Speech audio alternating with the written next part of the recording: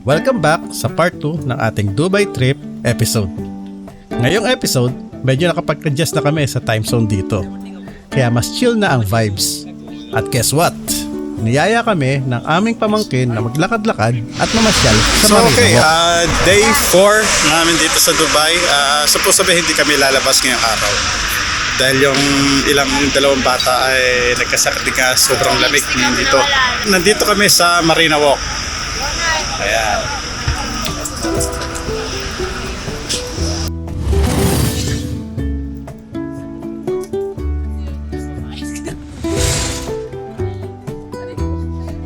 Yes, and papunta kami ngayon sa Marina Mall naman. Maghahanap lang kami ng kakainan. Dito na kami magdi-dinner.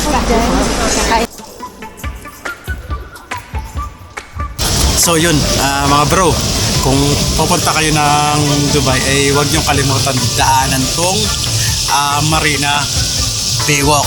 Dito, marami kayo makikita magiganda chicks. Ha? Hindi, maganda yung mga views dito.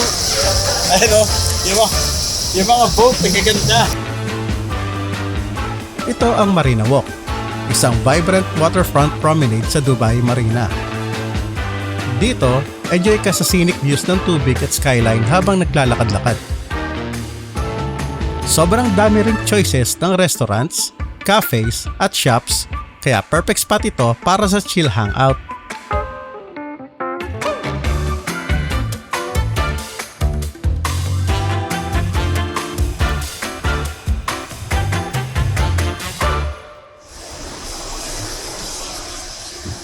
Nakalabas na kami ng mall, tapos na kami mag-dinner. Hindi na ako gano'n. Ayun. Ay, hindi na ako nag-video ron ano lang naman wala naman kayo ibang makikita ron. Sa ano lang kami kumain, sa nag-food court lang kami, and burger and fries lang. So ayun, konting pasyal lang muna rito, and balik na uli kami sa apartment. Ito yung kanina nakapark na pinagpicturean natin. Yeah. Ayan o, tingnan. Diyan lang sila. You're not Commander gonna... na. Ano to, no? Restaurant? Yeah. Floating Restaurant. Nakakain na kami ng ganyan before. Saan tayo? Dito? Ang kabila? Dito. Ha? Dito. O siya, pauwi na kami. Kinabukasan, sinamantala na namin ang libreng oras para mamili na ng mga aming pasalubong. Malapit lang pala eh. Ito ang Day-to-Day Hypermart. Isang go-to spot para sa mga budget-friendly finds. Kung hanap mo ay mura pero quality ng mga gamit, from clothes, home essentials, hanggang snacks, nandito na lahat. Sobrang sulit, lalo na kung naghahanap ka ng mga pangpasalubong o dagdag sa collection mo. Day-to-day is ito yung bilihan ng mga pasalubong.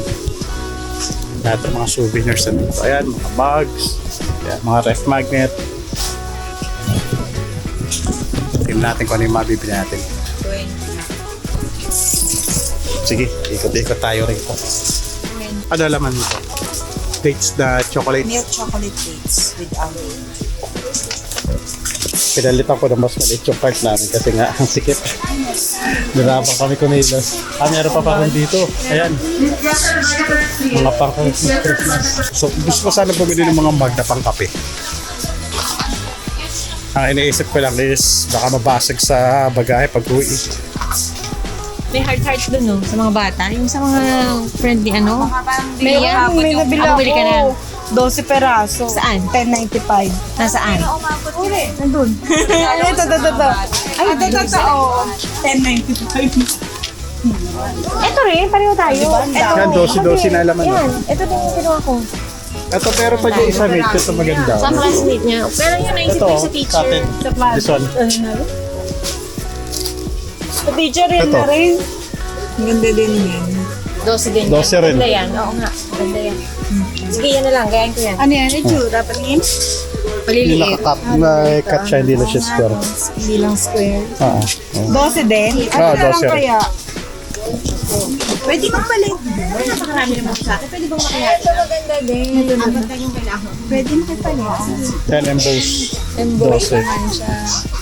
Basa. Ito ba yung nahanapan? Emboss. Towel? May hood.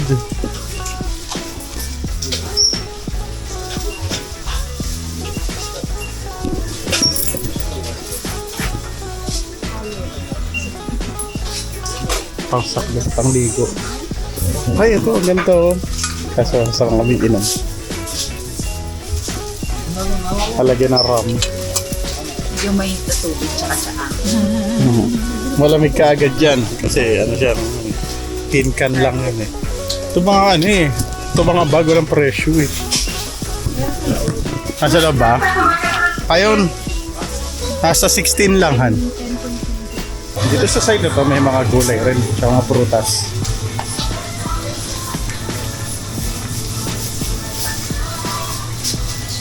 Ang haba ng mga pakwan. Inagahan na namin yung pamimili ng pasalubong dahil mamaya ay darating na rin yung mother ko. So, kumpleto na kami kaya sa mga susunod na araw, full blast na kami sa sa pamamasyal. Ang ganda oh. Kaya to. Ang ganda.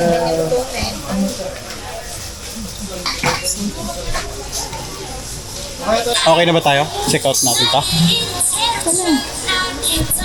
Ito rin na pamili namin. Pero ewan ko kung ano. Pero karamihan dyan, si Jen. Ito clipper oh. Talagang 26 dirhams.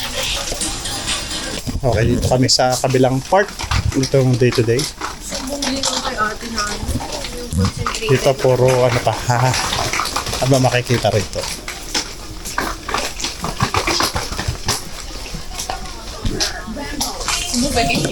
Siya. Dami mga carpets. Detergents, ayan. Stationary section sa back entrance, please. Stationary section, back entrance. Mga pang households, karamihan na nandito. Nakita ako dito.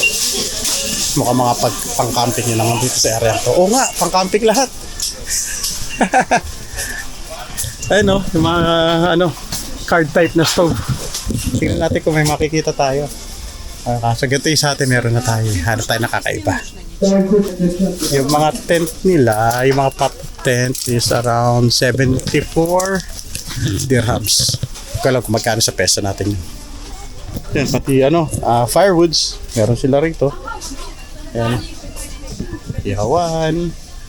Yan, mga beach share na lang to eh. Mga mahirap bit-bitin yan sa camping. O ito, yung galon. Kasi hindi naman natin mauuwi yan. Tingnan lang tayo kung may makikita tayo. Maliliit lang. Yung pwede natin ilagay sa bagahe. Nga lang, kaso mukhang wala. Medyo malaki rin kasi. Yung card type sana na kaso ganun yung sa atin. Yung card type na stove. Meron na tayo nun.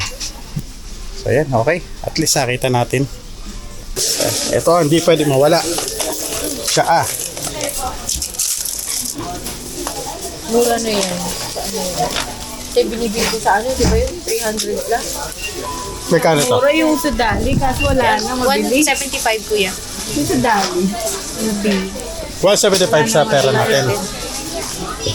Parang 150. Oh, ang dami na nito. 100 tea bags na. Ha? Paper bag. Okay, tapos na kami. Ito na yung mga pinamili namin. Tingnan lang namin isang kasama namin sa loob. Kaya na mo. 200 din sa amin. Mahigit. Yung tray nila rito. Naka-indicate siya kung ilang minutes na lang bago siya dumating. Tsaka yung mga tray dito, walang driver. Your attention, please. Pagka nasa unahan ka, ikaw yung nasa unahan. Kaso, iba yung para special cart yung nasa unahan tsaka sa likod. Parang sa atin din. Sumunod ay sinubukan naman namin puntahan ang Expo 2020. At ngayon, kasama naman namin ang mga bata. Ito rin ang pinakahuling istasyon ng Dubai Metro. Pupunta kami ngayon na Expo 2020. Ito yung pinakadulong station nito ang metro. Tingnan nyo, mga mostly ang nandito puro industrial na. Mga warehouse, ganyan.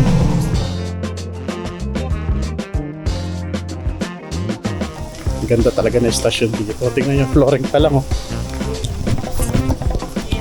Ganda. Diba? Ang lawag na istasyon.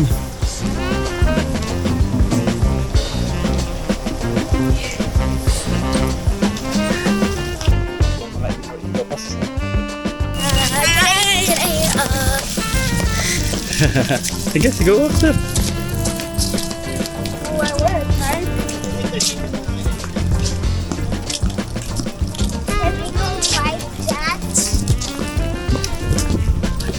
Naalala ko dito yung ano. Pau! Naalala ko rito yung Start Expo eh. Pero eto, ano to, Pau? Ano talaga siya? Expo City. May winter city sila ngayon.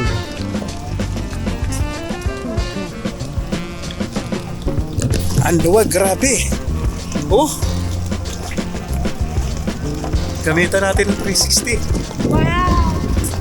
Alright, sasakay kami ng taxi.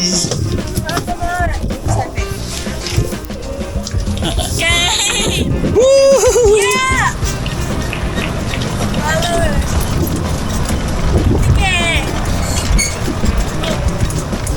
This place is really big. Yeah, big. Hi! Hi guys!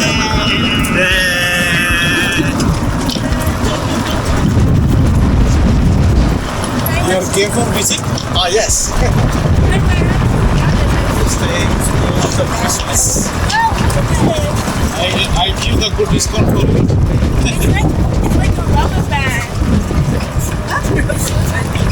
Oo nga, it's like a rubber band. Oo nga, no? It's like a giant rubber band. This is the ship.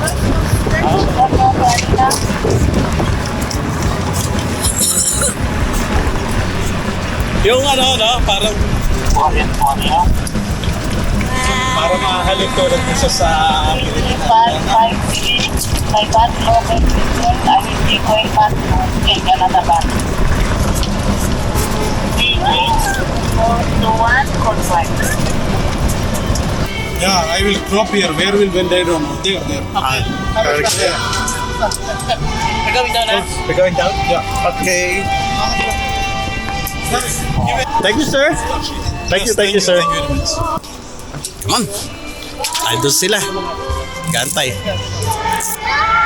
Para may gaganapin na concert dun sa loob. Ayun nga lang, sabi nung pamangkin ko na nakatira dito is medyo mahal ang mga kainan dito. Walang mga fast food. Pero meron nakikita ko food truck doon. Pero sana mura. May nakita ko maganda rito eh. Park. Arning yan. Tulog ng tubig. Paikot to. May mga water sa kanan. Ang lamig pala ng hangin dito rin. Dahil sa tubig. Ayan. Paikot. Ay dumadaos mo sa tubig dun sa mga block na yan. Ayan. Nakaka-relax yung tunog. Yan ko, wow.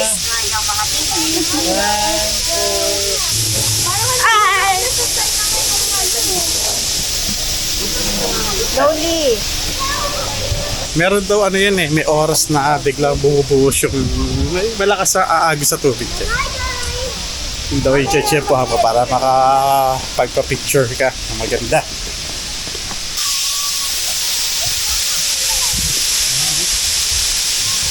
Diba?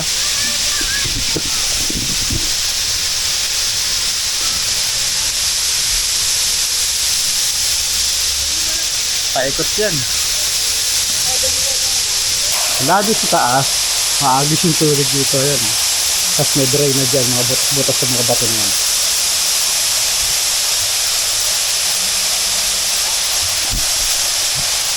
Parang ano lang, no? Villa Escudero. Ang sarap tumambay dito. Yung lagas-las kasi ng tubig, eh, nakaka-relax.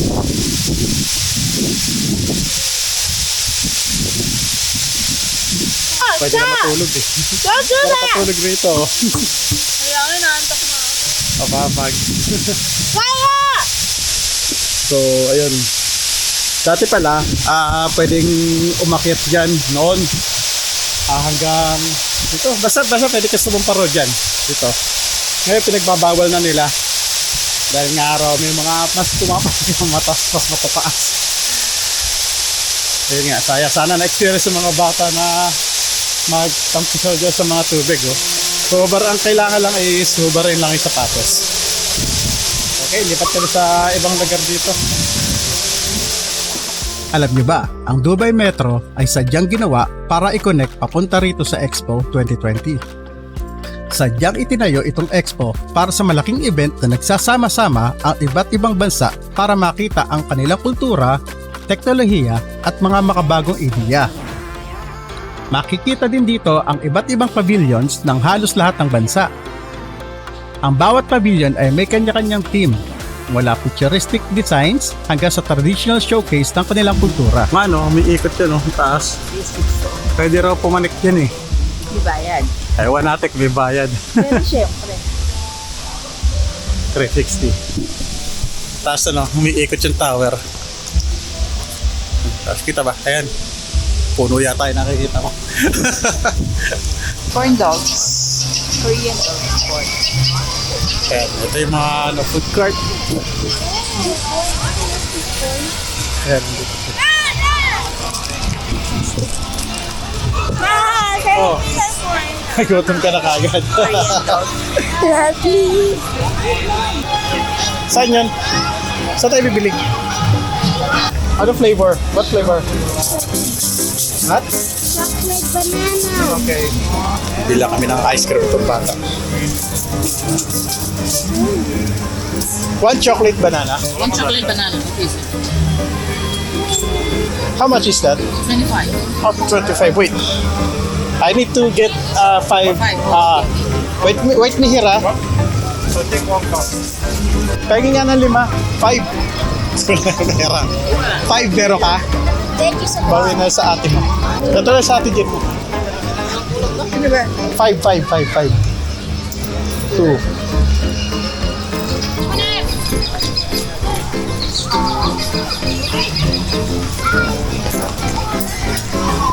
Here you go. I'm sorry. Come on. Nagkulang pa kami ng 5 dirhams.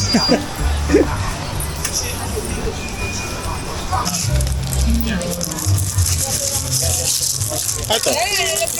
Crispy chicken. Ayan, hindi na yan. I think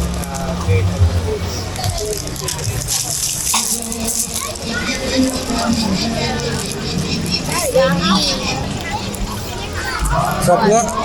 Sarap, di ba? Ano gusto ko bang bumili? Nag-aantay na lang kami rito ng ng dilim para yung mga lights, maganda rin yung mga lights dito. What do you like? Let's go. Let's go. Galing, no? Sakto-sakto talaga yung mga no? Yung tama ng mga iibon doon sa frame ng ng structures.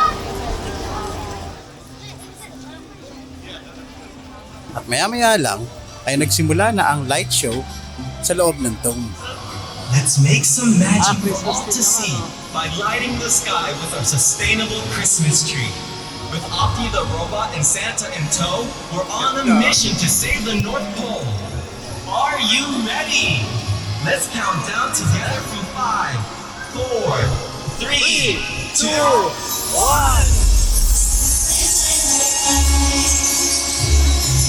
This is the moment we have to decide.